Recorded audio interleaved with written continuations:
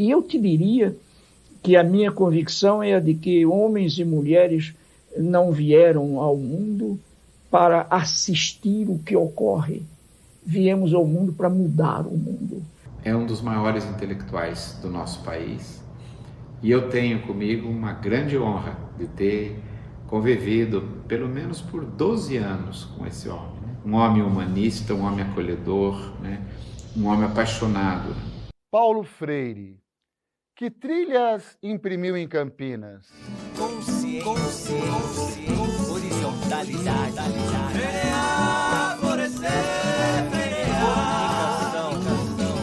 Segundo episódio da série, você vai conhecer um dos maiores pensadores da educação brasileira através da narrativa do professor Dr. César Nunes. Freirear e Florescer, Caminhos de Paulo Freire, série documental sobre o olhar de quem conhece de perto o patrono da educação brasileira. Freirear e florescer, freirear e florescer, caminhos de Paulo Freire, caminhos de Paulo Freire. Educa TV apresenta Freirear e Florescer, Caminhos de Paulo Freire. Por que Paulo Freire ainda hoje influencia tantas pessoas? Esperançar. Eu cheguei em Campinas em 1979. Eu terminei o curso de filosofia em 78 e a ditadura militar tinha tirado filosofia do currículo. Então, como é comum acontecer em períodos de exceção, em períodos de autoritarismo, praticamente os donos do poder em cada momento têm muito medo da crítica filosófica, do pensamento emancipatório e humanista. Na minha juventude, eu era muito próximo da Libelu, Liberdade e Luta. Então a gente, nas greves gerais, nos enfrentamentos, na tensão que era a conjuntura do final da ditadura, a gente tinha uma atuação muito mais intensa do que hoje os movimentos têm. E eu era muito próximo dessa vertente que ainda não havia nem o Partido dos Trabalhadores, era praticamente uma grande frente vinculado ao MDB, contrário à Arena e aos grupos que eram os grupos de defesa da ditadura. E o Paulo Freire era alguém altamente falado, defendido, estimulado nos movimentos estudantis e educacionais. E eu também era vinculado à Igreja Católica, às comunidades eclesiais de base. Então a gente tinha uma especial predileção por Paulo Freire e tinha também uma luta para que a anistia fosse votada e pudessem voltar aqueles que estavam fora do país. E o aeroporto internacional do Brasil era Viracopos. Não havia ainda Cumbica, que foi construído na ditadura no final, e não havia o Galeão, que não terminava. Então todo mundo que partiu num rabo de foguete, como canta Elis Regina, chegou em Viracopos. Num rabo de foguete chora. A gente fazia uma grande movimentação para ir buscá-lo lá no aeroporto. O movimento estudantil é a organização política dos estudantes para levantar temas e propor meios de luta no enfrentamento de questões educacionais e sociais. Campinas praticamente terminava no Jardim Itatinga, não tinha ônibus para Viracopos, não tinha quase nada, não tinha o Campo Belo. E os ônibus, monitorados pela polícia, não levavam a gente, então a gente ia a pé, do finalzinho ali do Jardim Itatinga até o aeroporto, a gente ia caminhando quando chegava alguém, né? Então nós fomos buscar, eu lembro, Alfredo Sirquis, né? Fomos buscar o irmão do Enfio, Betinho, e eu, junto com os movimentos eclesiais e estudantis, fomos buscar o Paulo Freire em 80. Mas o Paulo Freire veio em 1980, e a ditadura militar não deixou ele ficar. O diretor da Faculdade de Educação, o professor Antônio Muniz de Rezende, que faleceu há 1 mês e meio, né? Ele era o diretor, ele era um ex-padre dominicano que conhecia plenamente a obra do Paulo Freire e conhecia a repercussão no mundo. Diretor da faculdade com relativa autonomia, ele propôs um contrato para o Paulo Freire. E aí fez o contato com a família. A Unicamp, enquanto faculdade de educação, me convidou para que eu aceitasse um lugar como professor desta casa. Começar a trabalhar aqui. Eu me senti profundamente afeiçoado, e é essa afeição que eu continuo a ter como professor desta casa, mesmo que não esteja no momento dando aula. Então ele pediu autorização para voltar. E aí isso é o motivo. E quando a gente soube que o Paulo Freire voltaria, nós nos organizamos, movimento estudantil, movimento social, movimento eclesial, gente de São Paulo, Dom Paulo Evaristo, o então jovem deputado Eduardo Suplicy, e outros intelectuais todos, né? Carlos Rodrigues Brandão, que era um professor da PUC, e a gente fez um movimento grandioso, né, para esperá-lo agora com a possibilidade do contrato. Então, quando ele chegou em Viracopos pela 2ª vez, eu estava com todos os estudantes da minha geração esperando, só que a polícia fez uma separação. O aeroporto era bem pequeno, na parte de saída ficaram as autoridades, Dom Paulo, deputados diferentes, Luiz Erundina, e os estudantes ficaram bem no fundo, gritando palavras de ordem, né? Aqui a gente queria de qualquer maneira marcar e que a gente tivesse uma palavra com ele. No caminho até lá, a polícia ia monitorando a gente caminhava e os carros da polícia, uns 10 carros, tudo iluminado para a gente chegar até lá. Quando o Paulo Freire desceu e demorou, a hora que ele vinha para sair, depois que a alfândega chamou, humilhou, tanta coisa, ele saiu, cumprimentou as autoridades, né, o Dom Paulo, o bispo, e viu os estudantes lá, e eu estava junto. E ele veio, pediu licença lá, abriram, ele foi, subiu numa cadeira e falou assim: eu estou aqui para reaprender o Brasil. Então isso caiu no meu coração com jeito.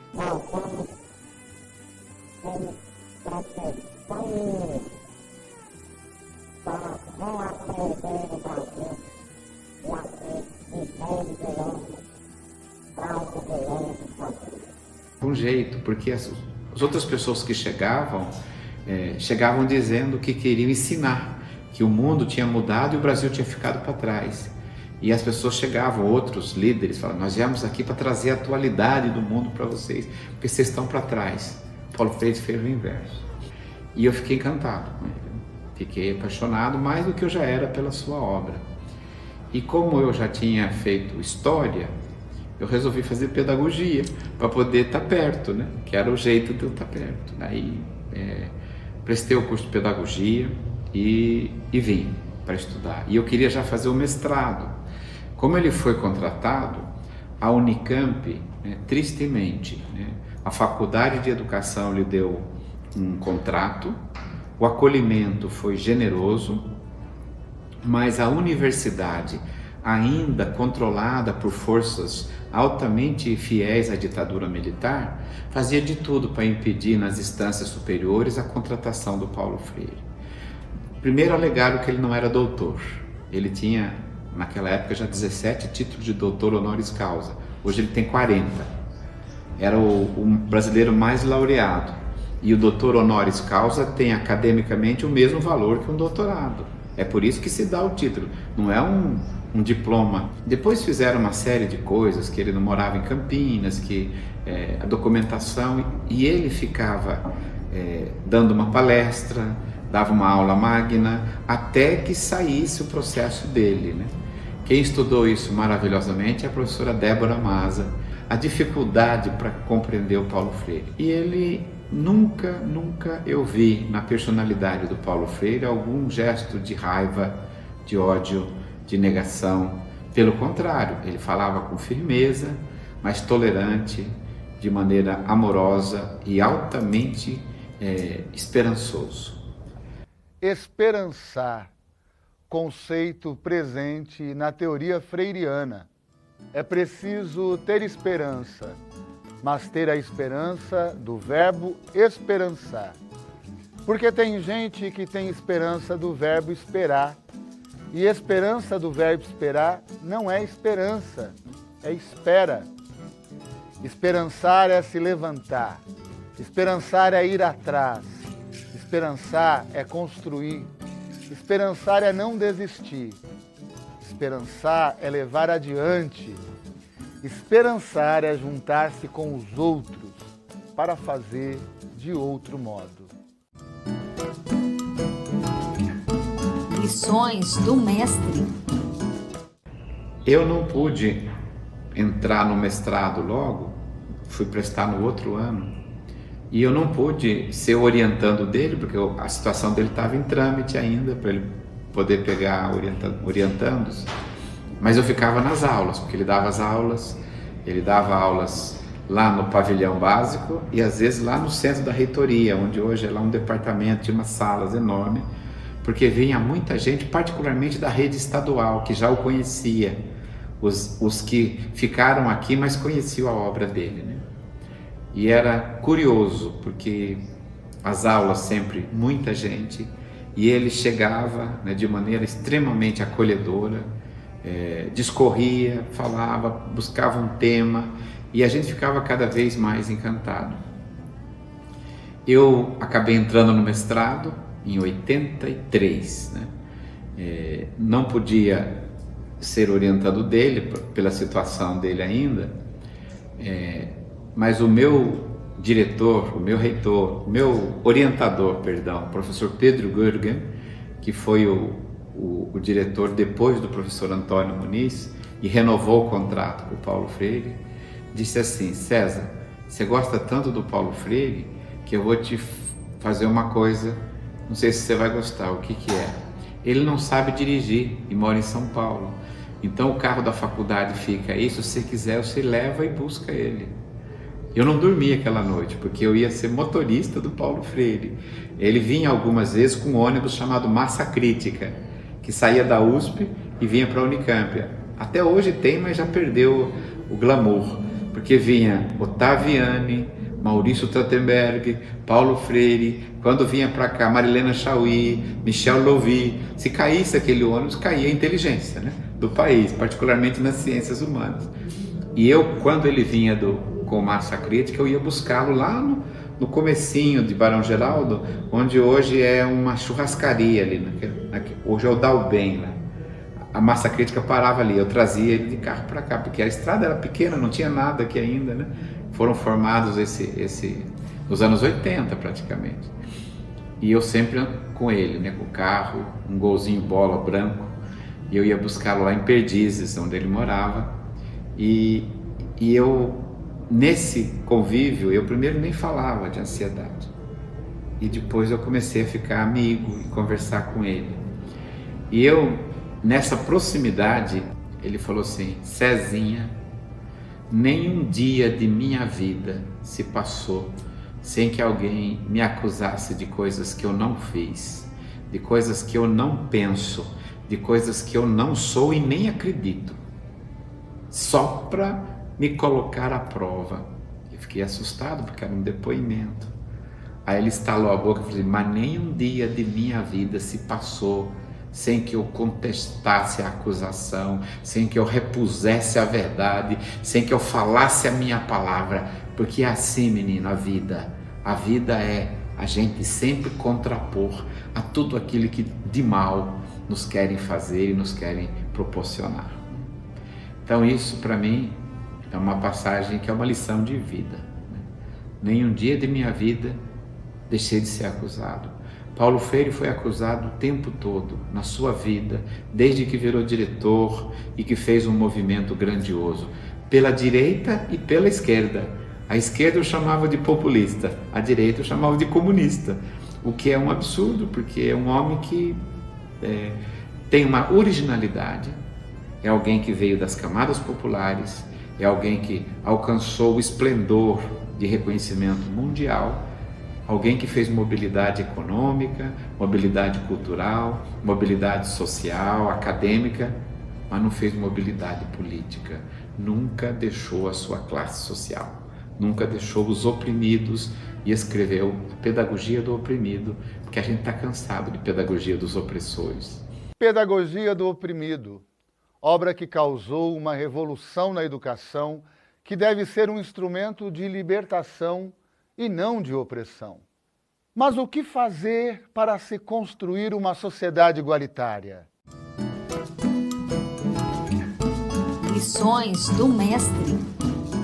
E aí, um dia, eu esperava numa sala que era uma biblioteca improvisada lá no básico. E ele geralmente esperava, às vezes, a filha dele, a Fátima, que fazia doutorado. E eu os levava no mesmo dia. Aí, tinha aqui na Unicamp uma instituição nossa de estudantes que chamava Extensão Universitária Etílica, que era tomar uma cerveja depois das aulas para acertar as ideias. Agora tiraram isso da universidade, né? E a gente queria sempre ir na Extensão Universitária Etílica, porque era onde a gente debatia, quem lembrava. E eu não podia ir para a Extensão Universitária Etílica, porque eu tinha que levar o Paulo Freire. E ele estava lá, esperava a Fátima Freire, que era casada com o Ladislau Dalbor, que é um dos grandes economistas, né?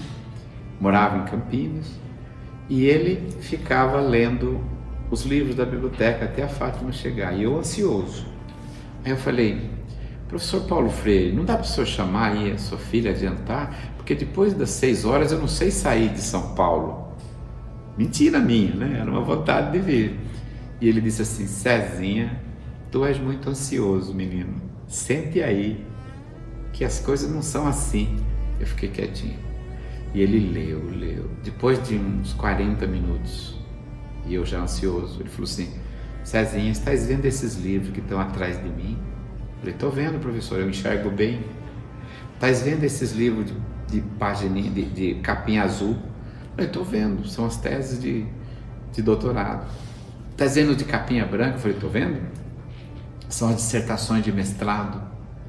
Ele parou assim, riu e falou assim: pois é, Cezinha, de noite, quando apago a luz, a traça vem pelo cheiro do papel, mas em algumas delas, dissertações e teses, nem a traça quer comer, de tão estéreis que são. Foram feitas para alpinismo acadêmico, para subir na carreira, com temas artificiais, sem nada a ver com a vida, distante de qualquer realidade da nossa sociedade, do nosso povo. Eu fiquei assustado. Ele pegou no meu braço e falou: você, menino, quando escrever alguma coisa, que você tem que escrever a sua dissertação, procura um problema que diga respeito a muita gente, que você perceba que causa insatisfação, dor ou sofrimento. Transforme num problema teórico, eleve a teoria, banhe de teoria, brigue de teoria, mas não fique na teoria. Volte como um farolete, como um fósforo, como um achote a iluminar a vida das pessoas, porque, Cezinha, a ciência só se justifica quando for para produzir justiça social. Ciência é para que a vida seja melhor. E quando a ciência produz justiça social, nós temos uma chance histórica para a felicidade. Que felicidade é quando todo mundo é feliz. Foi 1 minuto e meio que mudou minha existência, né? Procurar um tema teórico, procurar um problema, revesti-lo de teoria, mas para que a gente elucide o sofrimento socialmente produzido, portanto, capaz de ser politicamente decifrado e politicamente superado. Não é um determinismo. Essa me parece a segunda passagem que eu queria guardar do professor Paulo Freire. Nesses caminhos a gente tem muitas coisas, né? Um dia ele parou perto de Jundiaí para tomar outro coco. E pegou o coco, tomou e olhou para mim e falou assim: Cezinha, esse coco na sua coquice dá-se a mim, e eu na minha Paulo Freirice dou-me a ele. Meio shakespeariano. Ele como coco se realiza, e eu como Paulo Freire também me realizo nesse momento de minha existência. Pensei comigo: não é possível, esse homem deve estar meio bilolado, porque nós querendo que mudasse o mundo, que pegasse arma, e ele falando do coco, né? Hoje eu entendo que o Paulo Freire tinha uma profunda cosmovisão, onde a vida toda é interligada, plena, né? Plenomática, e a gente deve a todo momento compreender todas as pulsões de vida que nos fazem ser o que somos e ser aquilo que a gente deve ser. A educação é a chave para a mudança. A teoria freiriana traz a dialogia para a busca da libertação dos oprimidos, num mundo onde tudo está interligado. Então, guardo essas passagens bonitas e aí, curiosamente, convivi com ele. Depois ele ficou um tempo sem vir dar aulas, até resolveu o contrato. Quando ele voltou, aí já tinha transporte para ele, mas eu sempre estava junto com ele. E aí eu acabei sendo eleito vereador em Campinas, pelo Partido dos Trabalhadores. E eu convidei o Paulo Freire para minha posse, né? E ele foi na minha posse. E o triste é que todos os jornais e televisões cobriram a presença dele, saiu uma linha com o meu nome. Eu fiquei puto da vida, porque eu falei, mas não é possível, né? Porque ele veio, falava, e esse meu menino, esse cachola boa, né? E isso marcou minha existência profundamente no mandato. Eu ia a São Paulo, quando ele foi secretário, os 2 anos, eu ia de carro aqui, de ônibus, para acompanhar o trabalho dele, os 2 anos que ele teve na prefeitura, junto com Luiz Erundina. E no dia, depois da minha posse, é uma dívida que Campinas tem com Paulo Freire.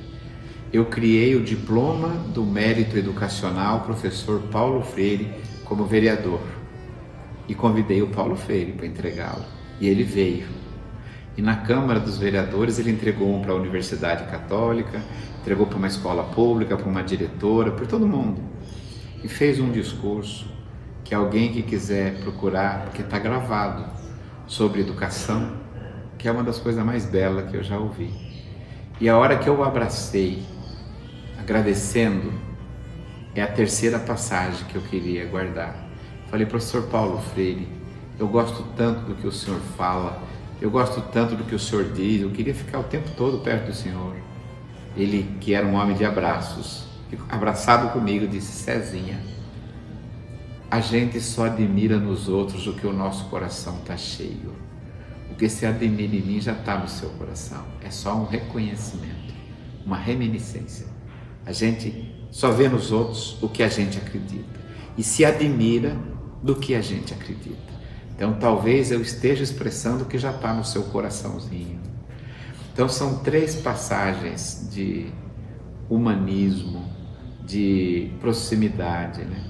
De sonhos, de cumplicidade, né? De coisas extremamente carinhosas que eu vivi com o professor Paulo Freire.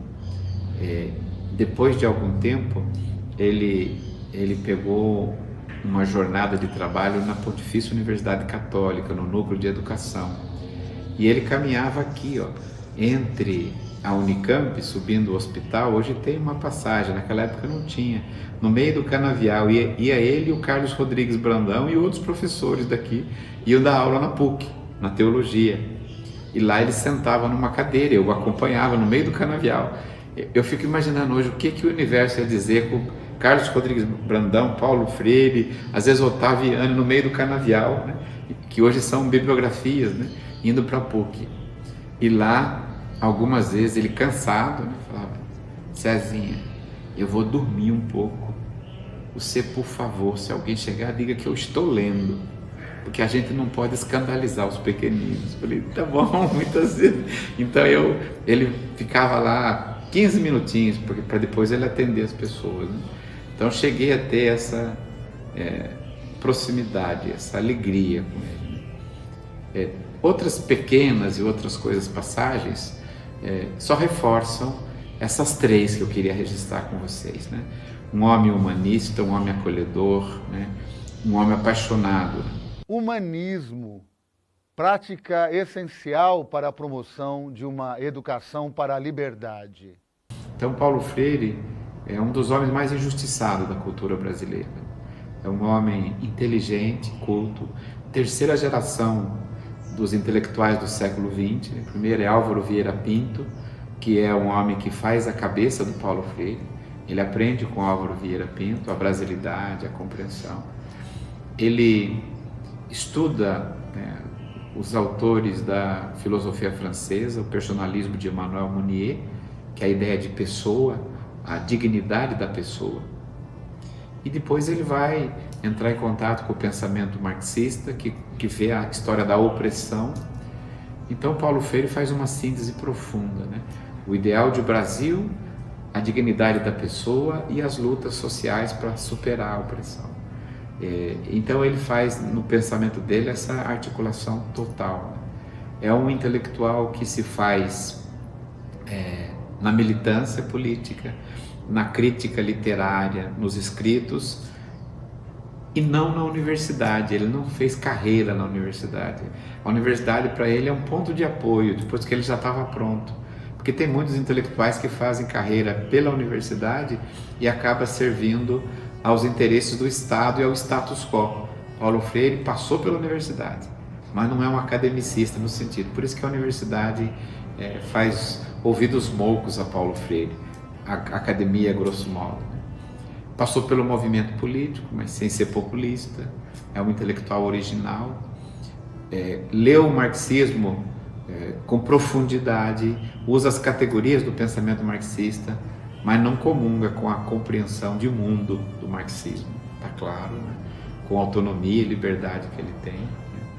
E eu acho que é um dos maiores intelectuais do nosso país. E eu tenho comigo uma grande honra de ter convivido pelo menos por 12 anos com esse homem. Um educador, um pensador que não separa o contexto histórico da formação dos sujeitos. Paulo Freire, como defini-lo? A teoria da educação de Paulo Freire, centrada no protagonismo da pessoa, do trabalhador, da criança, e a coragem de propor uma pedagogia do oprimido. Isso, para mim, é uma escolha que não tem nenhum outro autor, ou pouquíssimos outros que fazem. Então, a meu ver, é o maior intelectual da educação brasileira. Nem a direita, nem a esquerda leu e compreendeu com profundidade Paulo Freire. Mesmo os movimentos emancipatórios, democráticos de centro-esquerda que governaram prefeituras, estados e o Estado brasileiro, nunca teve com Paulo Freire uma relação orgânica. É muito mais uma relação superficial do que compreender a dignidade, a qualidade da sua obra inteira na educação. Eu não tenho dificuldade de dizer, é um dos maiores teóricos da educação brasileira. Há poucos outros com tanta plenitude e totalidade, compreensão de conjunto, o papel do professor, o financiamento da educação, a mudança da didática, a visão de mundo, a função da escola, o chão da escola, porque um autor às vezes trabalha a avaliação, outro trabalha o professor, e Paulo Freire vem na totalidade. Eu diria o maior teórico prático, o maior pedagogo do Brasil.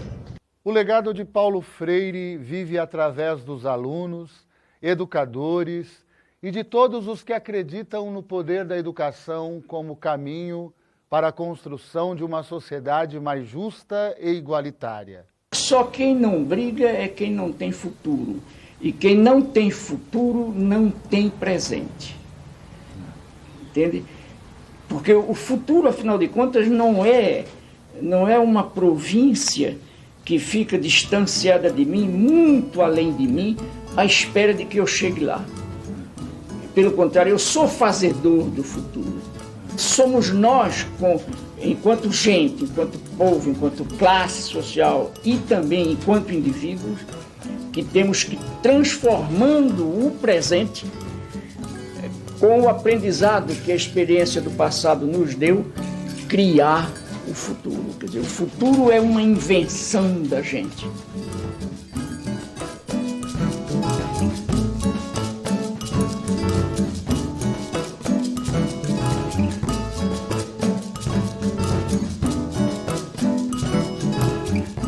Prefeitura de Campinas, Secretaria de Educação, Produtora Rio Brasil Digital. Educa TV Campinas, um mundo de conhecimento para você.